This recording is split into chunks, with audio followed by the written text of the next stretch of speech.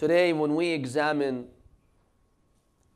the heart of the Muslim world, the Holy Lands, we find that the Muslim world is in a mess. When you examine the laws of God being violated, the list goes on and on. When you see how the spirit of the Holy Quran is not being upheld, you clearly come to know why that part of the world is in a mess. When Muslims started to abandon the Quran, Allah abandoned them. When they abandoned the teachings of the Holy Quran, they became engulfed with suffering, with backwardness, with dictatorships, with oppression and injustice. Allah subhanahu wa ta'ala states, إِنَّمَا الْمُؤْمِنُونَ إِخْوَةً. Believers are brothers. They are the closest to you. Now when you go to the Holy Lands, do you really find the spirit of brotherhood? When the Syrian refugee crisis happened, did any of these countries in the Holy Lands accept those refugees? They're not your brothers? They don't come from the same faith? They don't say the Shahadatain? What happened to the verse, إِنَّمَا الْمُؤْمِنُونَ إِخْوَةً? They abandoned the Quran, Allah abandoned them. And that's why they're in a mess. Because they have kept away from the book of Allah subhanahu wa ta'ala. The reason why today there is so much injustice we find in the heart of the Muslim world is because Muslims have not come to change themselves, my dear brothers and sisters. And Allah makes a promise in the Quran, إِنَّ اللَّهَ لَا يُغَيِّرُ مَا بِقَوْمٍ حَتَّى يُغَيِّرُوا مَا بِأَنفُسِهِمْ. You want change? Change starts within. Allah will not change the state of a people unless they change themselves. Muslims are always waiting for some miraculous change to come from the sky. Allah says that's not how it happens. Change starts with you. Let me see that change coming within you, then I will deliver that to you. Look at the world today. What happened? What is happening today? The values are being lost. The holy lands that have been blessed by Allah subhanahu wa ta'ala have been abandoned. Today the Muslims, do they really care about Jerusalem? Do they really care about their holy lands? Do they really care about their history? Or they're busy with the deal of the century. And God knows what kind of deal they're cooking. I call it the deal of Satan, not the deal of the century. Because the satanic forces have gathered to cook this deal. You think they care about innocent lives? About our religious values? And you know where the problem is? Many of those Muslims in these lands, they are giving them the green light.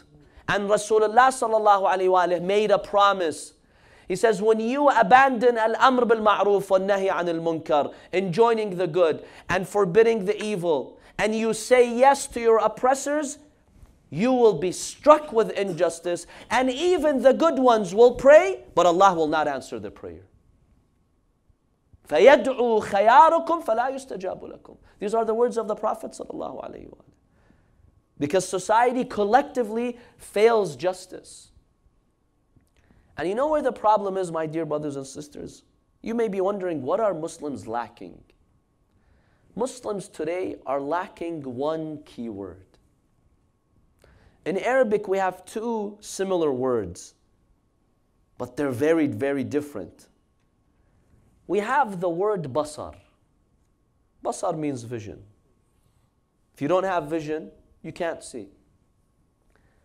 There is a word that sounds like basar, but it's more important. Imam Ali ibn Abi Talib alayhi salam, in one hadith, he says, you would rather lose your basar, but not this other one.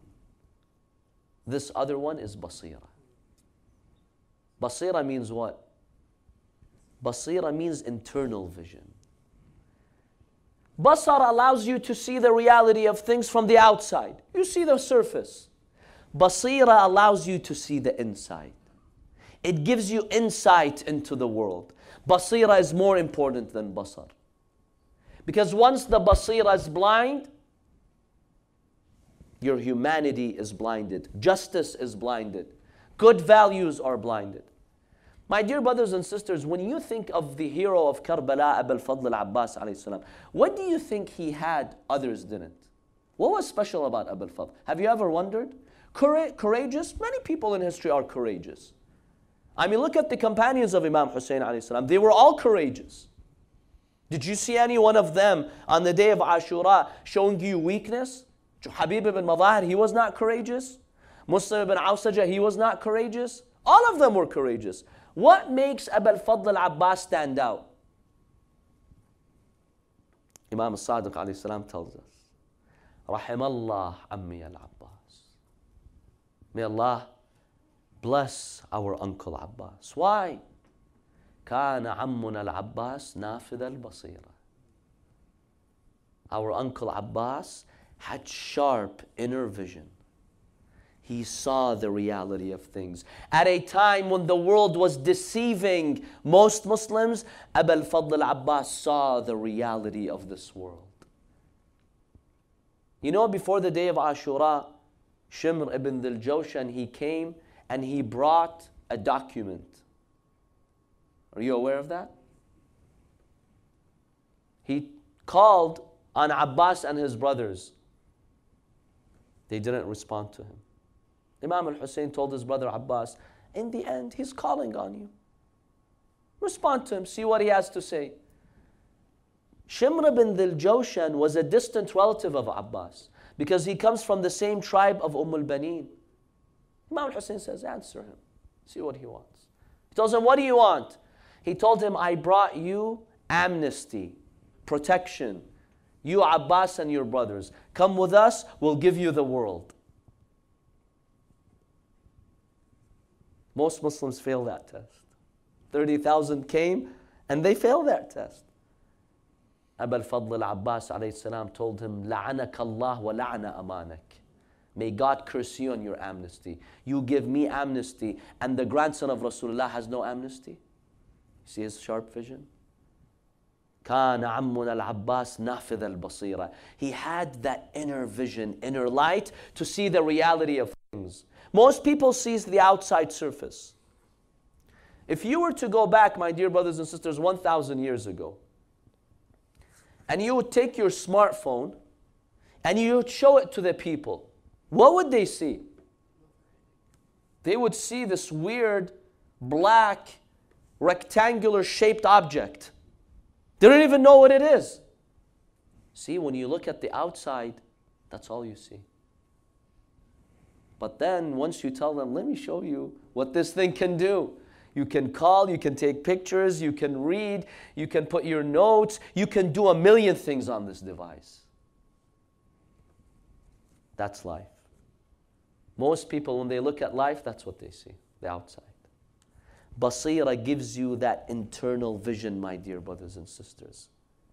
Now, you know what's the biggest block, the biggest obstacle that blinds our basira, our internal vision?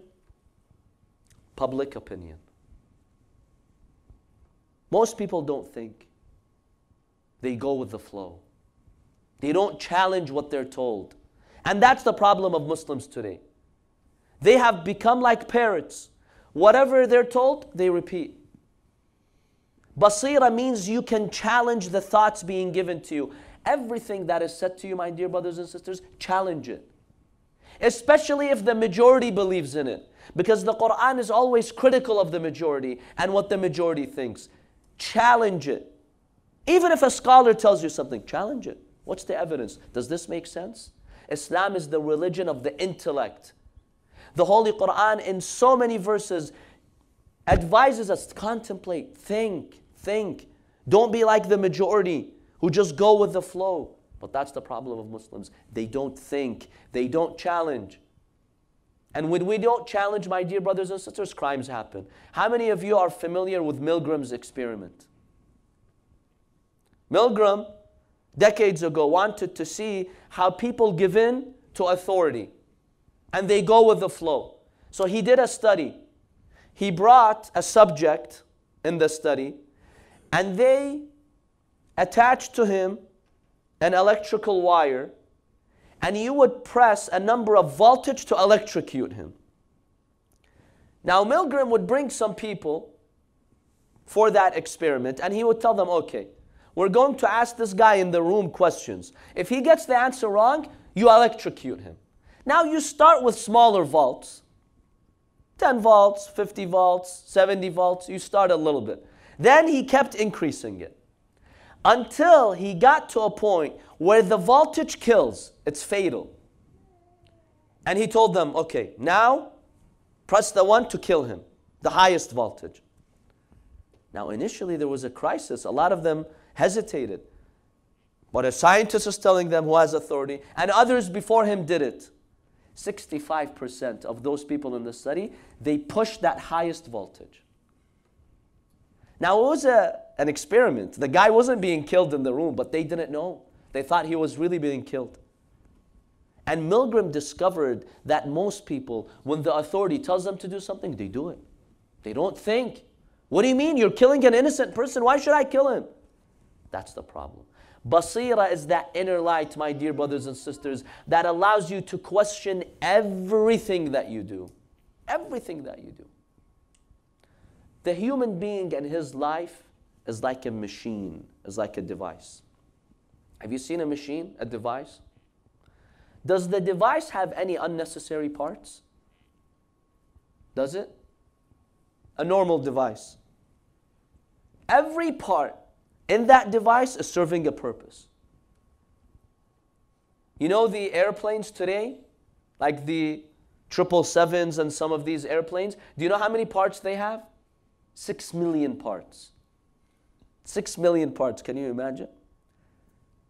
What are these parts doing? Every part in that Boeing plane or Airbus plane has a purpose. Machines don't have unnecessary parts, except the human being. The human being has so many unnecessary things in his life that he doesn't know how to question. Just like a machine has every part serving a purpose, the human being needs to examine my words, my actions, my schedule. Is it serving a purpose or no? And challenge it if it's not serving a purpose. That's what the Muslims have failed in doing, my dear brothers and sisters. They have lost that inner basira, and Allah abandoned them. And that's why you see all this mess in the world today, in all these holy lands. Muslims need to rise and learn from the spirit of Imam Hussein alayhi salam to say no to injustice, to stand up to authority. Just because the authority, just because puppet scholars are telling you one thing, it doesn't mean you have to go by it. Doesn't the Holy Quran criticize previous nations that they followed their evil scholars and the evil tradition of their forefathers? Why does the Quran attack the pagans? قَالُوا وَجَدْنَا عَلَيْهِ آبَاءَنَا. We found our fathers doing the same thing, we did the same thing. The Quran condemns them, but Muslims are doing the same exact thing. They're not challenging the situation there, and that's why in a mess. So my dear brothers and sisters, we have to work on that inner light, my dear brothers and sisters. It comes by challenging. It comes through taqwa. Allah gives you that inner light. It comes through knowledge. The more we ascend in knowledge, the more Allah subhanahu wa ta'ala gives us that inner light.